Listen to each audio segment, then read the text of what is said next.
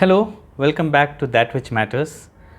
Today I'd like to talk to you about this amazing book that I read. It's called Maybe You Should Talk to Someone.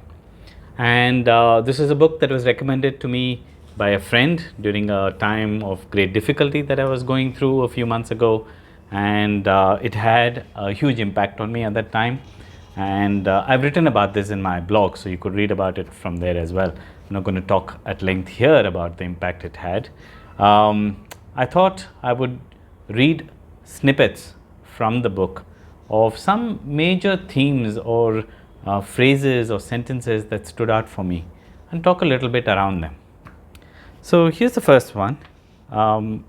She talks about, remember the famous line that hell is other people? It's true, the world is filled with difficult people. And I'll bet you could name 5 truly difficult people off the top of your head right now. But sometimes, more often than we tend to realize, those difficult people are us.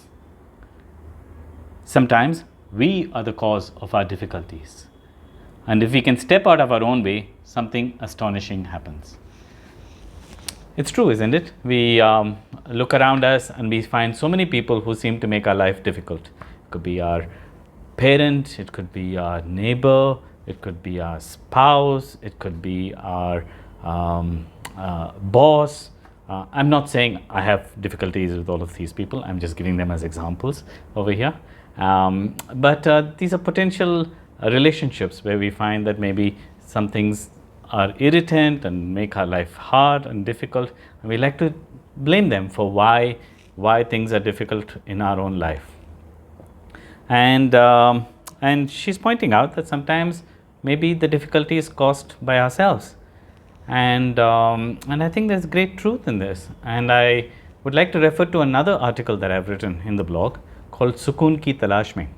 And the poet there asked this question, why do you fight yourself so much?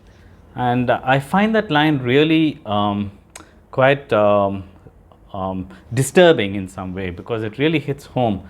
It's a reality for me that I fight a lot with myself, or I have previously, and the question has been, why do I do that, and cause great anxiety and anguish to myself.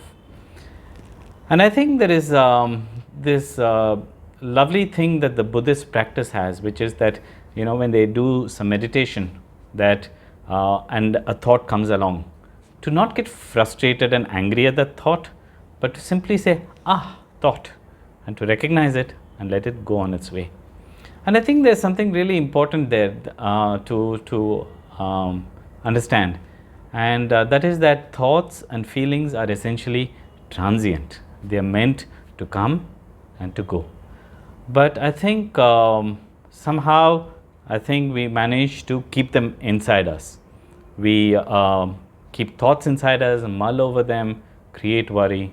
We keep feelings inside us, and that causes us great anger or fear or resentment or bitterness and hurt and so on. And it gets layered, right? One adds on top of the other, on top of the other. So the Buddhist practice is very interesting, which is to say, hey, when something comes along, something transient comes along, like thought or feeling, can you allow it to remain transient? Let it come, watch it, and let it go.